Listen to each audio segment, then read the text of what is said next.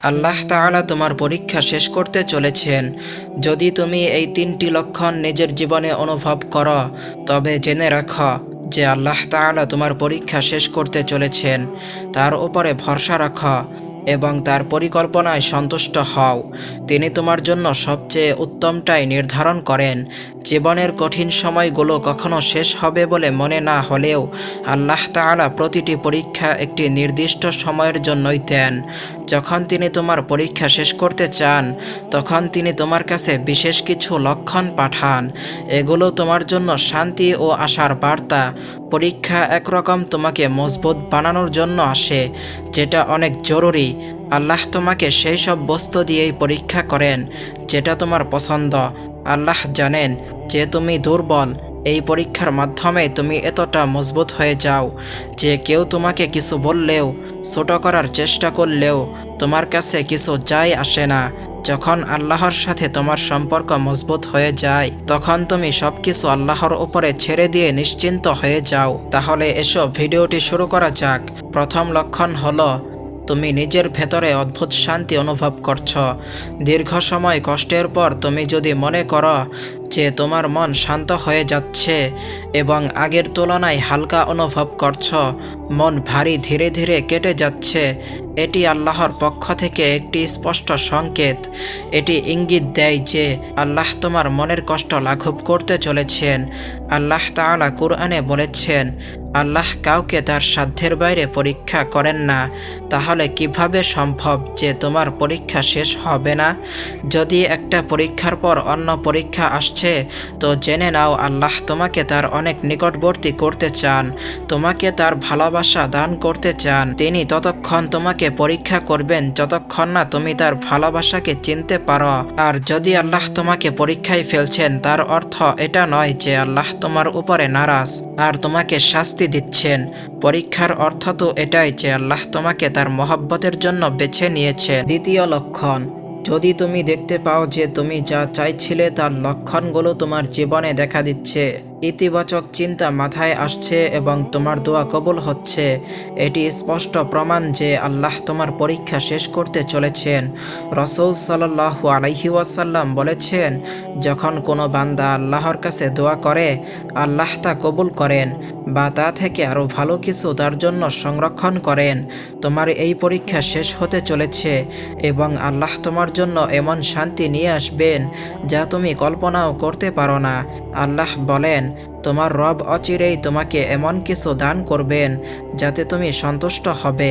বোঝার চেষ্টা করো, যদি আল্লাহ শাস্তি দিতে চাইতেন, তাহলে তিনি কঠিন পরীক্ষা থেকে কখনো বেরি বা কেন করতেন? এই কথাটা সত্যি যে পরীক্ষায় নিপতিতকারী আল্লাহ, তো সেটা থেকে উদ্ধারকারীও সেই রব। পরীক্ষা আসলে আল্লাহর সাথে জুড়ে যাওয়ার একটা সুযোগ। মনে রেখো, তোমার খবর আল্লাহ ভালোই জানেন এবং তকদিরের খেলা তার হাতেই আছে। তাহলে কেন স্থির নও? কেন দুশ্চিন্তায় ঘিরে আসো? কেন তার রহমতের প্রতি ইয়াকিন নেই? যখন আল্লাহ ভালো জানেন কখন কোনটা উত্তম, তখন মনে ওয়াসওয়াসাকে নিজের উপরে প্রভাব ফেলতে কেন দেবে? যদি এখনও চিন্তায় ডুবে আসো এবং মন অস্থির, তাহলে বুঝে নাও তুমি মন থেকে রাজি নয়, তার ফয়সালার উপরে রাজি আছি। এটা শুধু মুখে বললেই হবে না, বরং মুখে বলার আগে মন থেকে রাজি থাকা হলো তাওয়াক্কুল। আমরা বলি যে আল্লাহ তো আমাদের ৭০টা মায়ের থেকে অধিক ভালোবাসেন, তাহলে তিনি আমাদের পরীক্ষায় কেন ফেলেন? আমরা বলি আল্লাহ তো জানেন আমাদের মনে কোন জিনিসের খোয়াইশ আছে, তাহলে অপেক্ষা কেন করান? আগে থেকেই কেন দিয়ে দেন না? একটু ভাবো, যদি এই তুচ্ছ পরীক্ষা না আসতো, তাহলে আল্লাহর সাথে কিভাবে ছুটতে তুমি?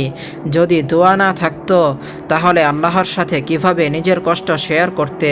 আল্লাহ পরীক্ষা নেন, কখনো কিছু নিয়ে, আবার কখনো দিয়ে, কিন্তু মনে রাখবে, তিনি পরীক্ষা তাদেরই নেন যাদের তিনি তার নিকটবর্তী করতে চান। জানো, আল্লাহ ইয়াকিন এবং পরীক্ষার জন্য খাস বান্দাদের বেছে নেন। তৃতীয় লক্ষণ, তোমার জীবনে নতুন সুযোগ আসছে।